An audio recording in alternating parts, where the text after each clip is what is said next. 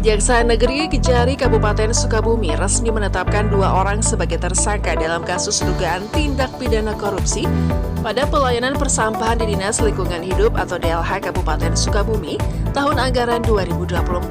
Penetapan tersangka dilakukan pada Kamis 26 Juni 2025 setelah penyidikan intensif sejak Maret lalu. Kedua tersangka berinisial TS dan HR. TS menjabat sebagai pejabat pembuat komitmen atau PPK, sekaligus Ketua Pengguna Anggaran atau KPA, sedangkan HR merupakan bendahara pengeluaran pembantu.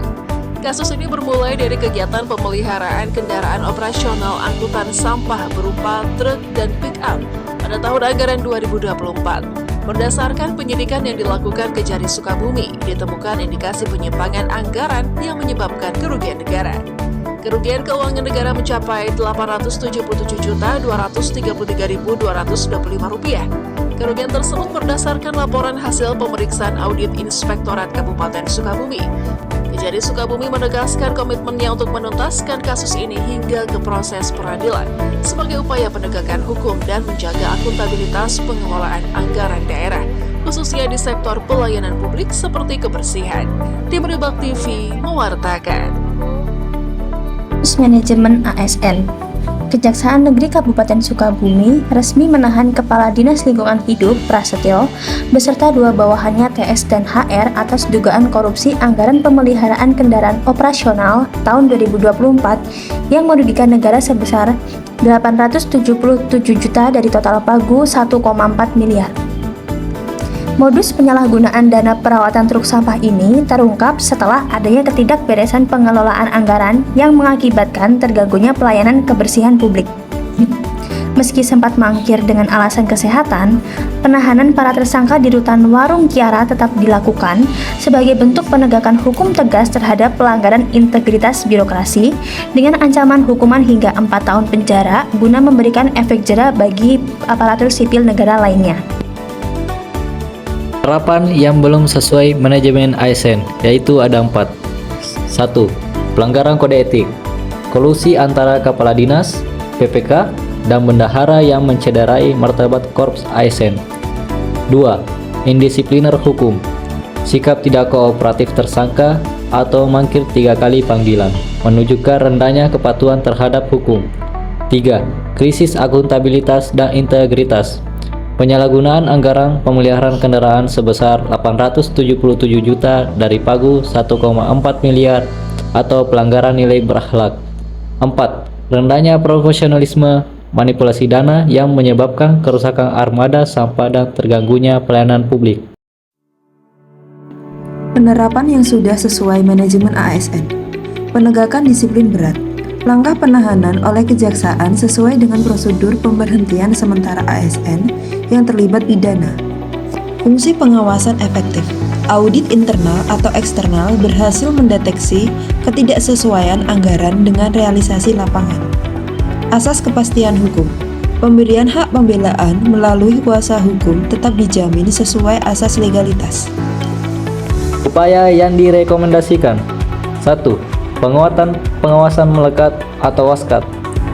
Langkah audit fisik mendadak atau spot check antara laporan administrasi versus kondisi armada di bengkel. Tujuan memutus rantai kolusi antar pejabat melalui verifikasi lapangan yang objektif. 2. Transparansi anggaran Satker. Langkah publikasi infografis realisasi anggaran di mading kantor atau situs resmi dinas. Tujuan membangun budaya kontrol sosial dan rasa memiliki aset negara di lingkungan internal. Respon cepat datang dari Wali Kota Respati Ati setelah beredarnya dugaan penyebaran data pribadi milik mantan pembalap Formula One Rio Haryanto. Ia menyatakan laporan masyarakat telah diterima dan langsung ditindaklanjuti oleh jajaran terkait. Isu ini mencuat di media sosial setelah akun Instagram @surakartakita mengunggah tangkapan layar yang memperlihatkan keluhan warganet. Kasih Pemerintahan Pelayanan Publik, Ketentraman dan Ketertiban Kelurahan Penumping Heri Susanto menjelaskan bahwa unggahannya dipermasalahkan sebenarnya sudah dibuat sejak 2024. Menurutnya tidak ada niat buruk di balik tindakan pegawai tersebut.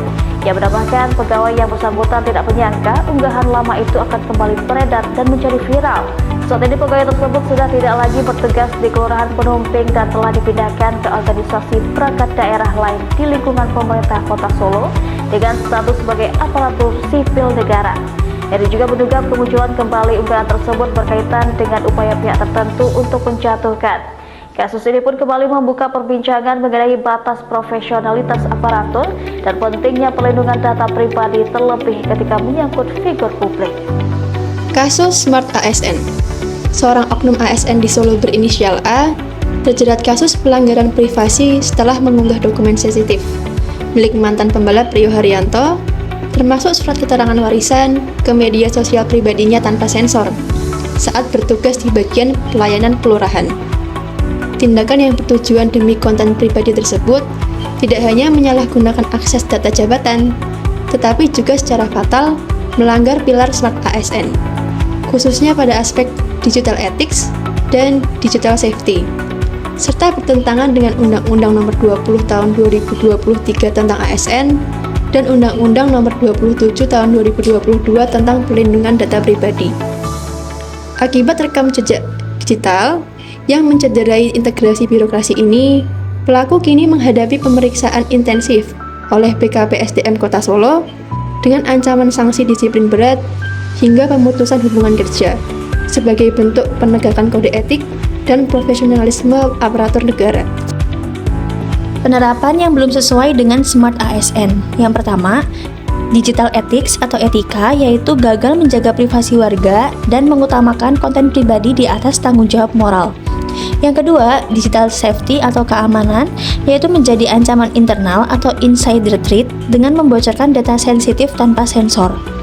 Yang ketiga, digital culture atau budaya, yaitu kurangnya pemahaman bahwa aktivitas media sosial pribadi tetap mencerminkan marwah instansi. Yang keempat, integritas dan profesionalisme, melanggar Undang-Undang PDP dan Undang-Undang ASN demi popularitas sesaat, serta bukti rendahnya literasi digital.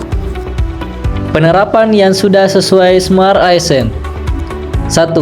Tanggung jawab hukum atau digital safety. Konsistensi pelacakan rekam jejak digital.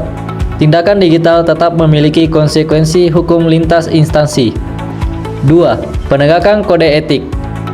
Implementasi tegas Undang-Undang ASN dan Perwali Nomor 42 Tahun 2022 guna menjaga marwah birokrasi di ruang digital. 3. Audit digital awareness. Evaluasi kompetensi digital pegawai untuk memastikan ASN tidak hanya mahir teknologi, tapi juga bijak dalam penggunaannya. Upaya yang direkomendasikan. 1. Edukasi etika digital dan Undang-Undang PDP. Pelatihan wajib literasi digital untuk memahami sanksi hukum penyebaran data sensitif warga. 2. Digital safety di area layanan. Larangan penggunaan ponsel pribadi untuk memotret dokumen. Wajib menggunakan perangkat dinas yang terintegrasi. 3. Fakta integritas keamanan data.